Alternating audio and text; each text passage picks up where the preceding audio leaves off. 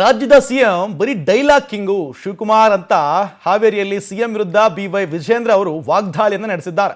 CM dialogue ಹೊಡೆಯೋದನ್ನ ಬಿಟ್ಟು ರೈತರಿಗೆ ಸ್ಪಂದಿಸಲಿ. ರಾಜ್ಯದ ಸಿಎಂ ಡೈಲಾಗ್ ಕಿಂಗ್ ಅಂತ ಕಿಡಿಕಿಡಿಯಾಗಿ ಮಾತನಾಡಿದ್ದಾರೆ. ಹಾವೇರಿಯಲ್ಲಿ ಸಿಎಂ ವಿರುದ್ಧ BY ವಿಜೇಂದ್ರ ವಾಗ್ದಾಳಿ ನಡೆಸಿದ್ದಾರೆ.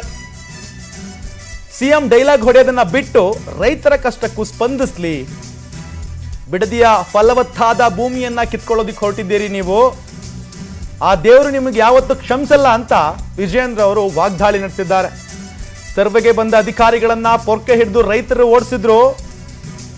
ಅದೇ ರೀತಿ ಪೊರ್ಕೆ ಹಿಡಿದು ಸಿಎಂ ಮನೆಗೂ ರೈತರು ಬರ್ತಾರೆ ಒಂದಿನ. ಅಂತಹ ಸ್ಥಿತಿ ನಿರ್ಮಾಣ ಆಗುತ್ತೆ ಅಂತ ವಿಜೇಂದ್ರ ಅವರು ಎಚ್ಚರಿಕೆಯನ್ನ ಕೊಟ್ಟಿದ್ದಾರೆ. ರಾಜ್ಯದ ಸಿಎಂ ಡೈಲಾಗ್ ಕಿಂಗ್ ಶಿವಕುಮಾರ್ ಅಂತ ವ್ಯಂಗ್ಯವನ್ನಾಡಿದ್ದಾರೆ.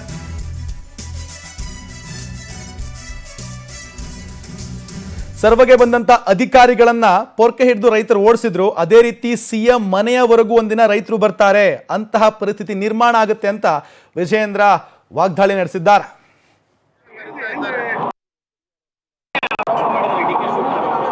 ರಾಜ್ಯದ ಮುಖ್ಯಮಂತ್ರಿಗಳು DK ಶಿವಕುಮಾರ್ ಅವರನ್ನ ರಾಜ್ಯದ ಜನ ಏನಂತ ಕರೀತಾ ಇದ್ದಾರೆ ಅಂತ ಹೇಳಿದ್ರೆ ಡೈಲಾಗ್ ಕಿಂಗ್ ಶಿವಕುಮಾರ್ ಅಂತ ಹೇಳಿ ಕರೀತಾ ಇದ್ದಾರೆ.